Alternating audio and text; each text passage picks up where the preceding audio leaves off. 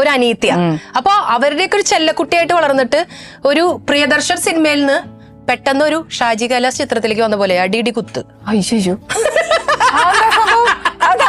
അടിയോ. പിന്നെന്താ വെച്ചാൽ ഞാനപ്പോ സംസാരിക്കാനും ആരും ഇല്ലാതാവുമ്പോ എപ്പോഴും ഇരുന്ന് പഠിക്കും. എപ്പോഴും നമ്മുടെ റൂം ക്ലോസ് ചെയ്തിരുന്ന് പഠിക്കും. അങ്ങനെ ആ ഒരു ടെൻഷൻ മുഴുവൻ പഠിപ്പിലോട്ട് മാറ്റി. അങ്ങനെ 10ാം ക്ലാസ്സിൽ ഡിസ്ട്രിക്ഷൻ ഒക്കെ വാങ്ങി. അതൊക്കെ കഴിഞ്ഞപ്പോൾ നമ്മൾ വിചാരിച്ചു എന്നെ ഇപ്പൊ പഠിപ്പിച്ച് എഞ്ചിനീയറും ഡോക്ടറും ആക്കുന്നു. അപ്പോഴാണ് ട്വിസ്റ്റ്. എന്നെ നേരെ പിടിച്ച് 3rd ഗ്രൂപ്പിൽ ചേർത്തി. അത് ടീച്ചറിന്റെ ഇഷ്ടത്തിലല്ല. 3rd ഗ്രൂപ്പ് അല്ലല്ലോ, നമ്മൾ എഞ്ചിനീയർ ആവാൻ 1st ഗ്രൂപ്പ് എടുക്കാനാണ് പഠിച്ച് മാർക്ക് വാങ്ങിയത്. അത് സെന്റ് മേരീസിൽ നിന്ന് പപ്പ പേരൊക്കെ വെട്ടി 3rd ഗ്രൂപ്പിലേക്ക് ആക്കി.